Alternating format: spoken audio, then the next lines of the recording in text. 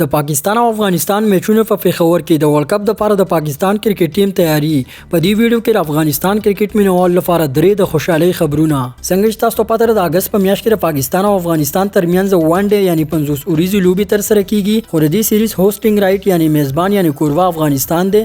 خو جاوید افریدي پورا کوشش شروع کړل چې دا میچونه په پیښور کې وشي. جاوید افریدي په کرکټ کې د پښتنو لپاره ډیر زیات خدمت کړی دی. څنګه چې تاسو پته رمیز راجا چې د پیښور په اړه کې کم بیان ورکړو نو جاوید افریدي په هغه باندې ډیر سخت اکشن اغسته وو چې بیا پښتنو جاوید افریدي ډیر زیات سپورټ کړي وو.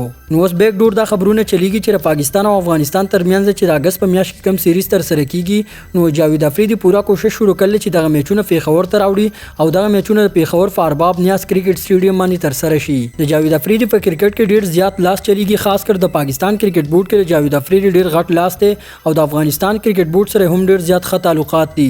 نو جاوید افریدي کولای شي چې د پاکستان او افغانستان چې رقم میچونه دي د پیښور ته راوړي او په پیښور ارباب نیاز کرکټ سټیډیم کې دغه میچونه تر سره شي. او د پاکستان کرکټ بورډ د طرفه هم هیڅ مسله نشته ځکه چې نجم سیټي ویلو چې په پیښور کې به هم موږ انټرنیشنل میچونه تر سره کوو. نو ان شاء الله موږ امید لرو چې په پیښور کې به یو ځل بیا انټرنیشنل میچونه تر سره کیږي. تاسو ته دا هم معلومه شي چې په پیښور کې اخیری وان ډے انټرنیشنل میچ د پاکستان او انډیا ترمنځ په کال 2006 کې شوی وو او د ورلد کپ لپاره پاکستان کرکټ ټیم څه تیاری شروع کړې ده. پاکستان کرکټ بورډ دا فیصله کړې ده چې په پاکستان کې د دریو هیوادونو ترمنځ یو ټورنمنت کوي چې په دې کې د ساوث افریقا، زیمبابوې، ویسټ انډیز کرکټ ټیم شامل وي چې د دې سره پاکستان کرکټ ټیم د ورلد کپ لپاره ډیر ښه پریکټیس وشي. او د افغانستان د کرکټ مینوال لپاره درې د خوشحالۍ خبرونه. د افغانستان د کرکټ مینوال لپاره د خوشحالۍ خبرداري د افغانستان هم درې سیریزونه اعلان شوي دي. د افغانستان په اولنې سیریز 50 اوریزي یعنی وان ډے میچونه د پاکستان سره وي د اگست په میاشت کې او بیا بر سریلانکا او د افغانستان ترمنځ سیریز لوبيږي چې د دې سیریز اولنې میچ په 2 جون د دې سیریز لپاره د افغانستان کرکټ ټیم سریلانکا ته ځي